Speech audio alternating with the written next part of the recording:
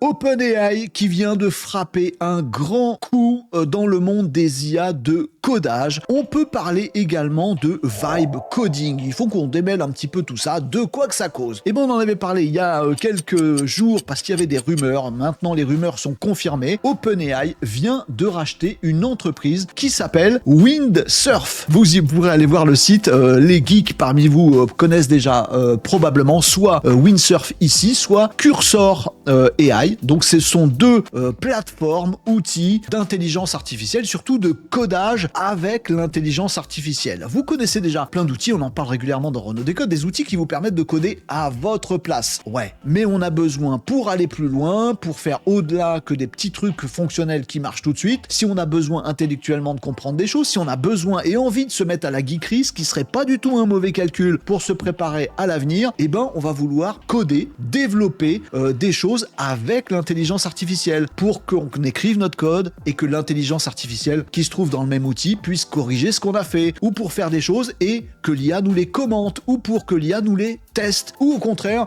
un truc rébarbatif que je sais déjà faire, je demande à l'IA de le coder et de le mettre dans mon code à moi, et puis je gère tout mon projet informatique, mes fichiers, voilà, idéal pour débuter, et idéal aussi quand on est un très bon développeur pour se faire aider et pour gagner du temps et de la productivité. Bref, humain plus IA, c'est souvent le bon combo, et dans le domaine du codage et du développement, ben c'est ce que font ces grands outils, donc comme justement Cursor, qui est le concurrent de Windsurf. Windsurf qui vient donc d'être racheté par OpenAI, tout simplement 3 milliards de dollars. Mais c'est fou, mais c'est complètement fou. Alors Windsurf avait déjà été valorisé 3 milliards de dollars lors d'une précédente levée de fonds. Là, cette fois-ci, il est repris, racheté par OpenAI, 3 milliards de dollars. Ça vous dit l'enjeu qui se trouve derrière tout ça, où OpenAI a très très bien compris que le futur immédiat, la grande bataille dans la guerre à l'hégémonie sur l'intelligence artificielle que se livrent tous ces géants, la bataille du jour, ben, c'est la bataille des geeks, la bataille des développeurs, où